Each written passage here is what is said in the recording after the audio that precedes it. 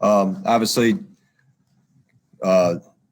credit goes to Ohio State. I thought they put us in position, especially early, put us on our heels from what they were doing to us offensively, and we never set the tone defensively for how we have been and who we need to be.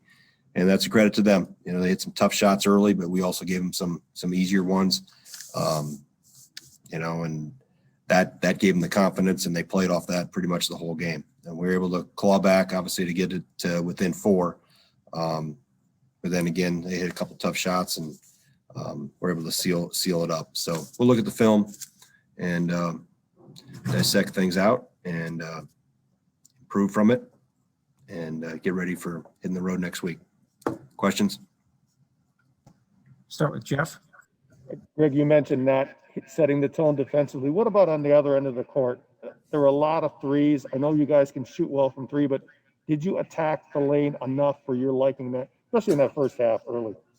Not enough, no, Jeff. Although I thought some of the vast majority of the threes we had were really good looks. Man, we had some wide open ones, other than 2 or 3 that come to mind initially. I'll look through and go back through those, but we talked about touching the paint a lot.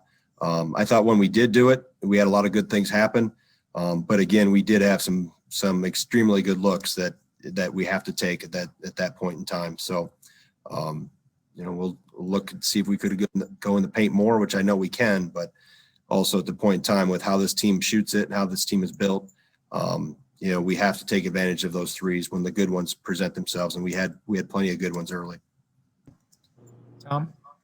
Greg, your offense has been pretty inconsistent the last 4 or 5 games. Do you think these guys are pressing a little bit? No. I think the main focus, we've been good. It's been what we've done on the defensive end. And I don't think we were at the same level defensively today that we had been in the last, specifically the last couple games.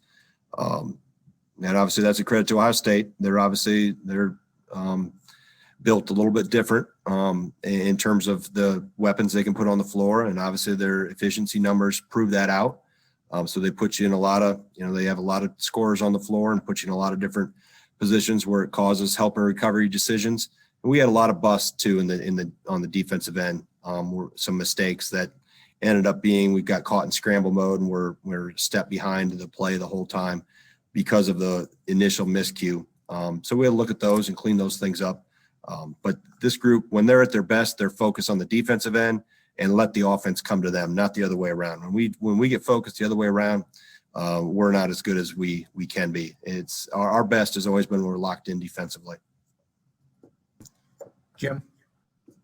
You're talking yesterday about how Ohio State doesn't rely on the intermediate shots very often. Today they hit quite a few of those. I mean, is that something you live with, or could you have done a better job? Well, I mean, if you look analytically, yeah, you're saying you force a lot of those and you can't survive 40 minutes. But I think what those intermediate ones did, we had some mistakes. We left our feet at times and maybe they made the look a little easier than it should have been. I know we were cognizant of Towns and trying to run him off the line. And he was a main, deliverer of some of those in the first half specifically. But, you're trying to force intermediate twos.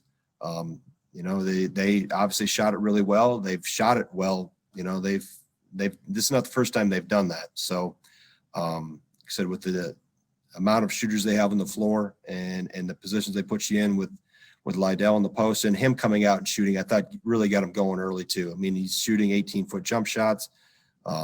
One of the 3 was a tougher shot with Potter right in his face, but those go in and then the confidence grows from there. When they see those shots go in, then the basket sometimes gets as big as the ocean. So we'll look at the film and see how we could have, could we have rushed it a little bit more?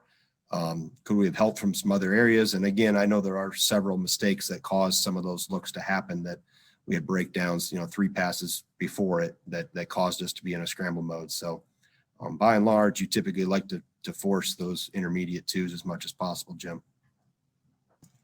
Steve? Just wondering, you got it down to, I think, 4 points on those 3 threes, and then it seemed the execution on offense kind of struggled the next few minutes. Just what went wrong there? It looked like y'all just grabbed the momentum there late in the game, and they were able to put it away instead. Just what went wrong right behind that, Steve, the next possession, we were wide open 3 again.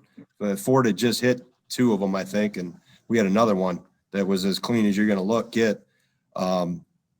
So, you know, we had to get stops on the other end. You know, that was the other thing too. We got it to 4, and then we're able to, you know, I'd have to look through the possessions again on film, but the exact sequence. But Walker hits a tough shot in the paint. I think Washington got in the post and finished over Davison. So that obviously, when it went back to 4 to 6 to 8, then it puts you in a press mode a little bit more. Go back to Jeff. Greg, I know you, when you were asked about Reavers the other day, you said he's more concerned about winning, you know, the team, but do you think he took another step today to being the player you need him to be? He did. I thought he played better, you know, and he's practiced better, Jeff. And I think that's the key. That's the start. You know, players never practice poorly and then come into a game and play well. It's usually it takes place the other way. They practice better and practice more consistently, and he's done that. So for him to, you know, take this step forward today, I think is a good sign for us, because we need him to continue to take steps forward and get back to, you know, the Nate Reavers he can be. But that was cognizant of what I've seen in practice, or comparable to what I've seen in practice the last day or two. Jim?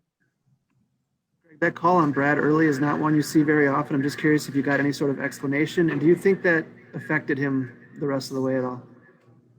Well, it was big because, you know, they had gotten off to a hot start and we hit a 3 in transition. I'll have to look at the film. You know, the official explained what he saw and what he called. And obviously I didn't see it in terms of happened live. So it was obviously big because it took away a 3 and ended up being a foul on Brad. So in the moment, that's a big play. But you know, I'll look at the film and see if, you know, he really did stick his leg out, or how it all happened. He must have. Hopefully he wouldn't call it if it didn't happen.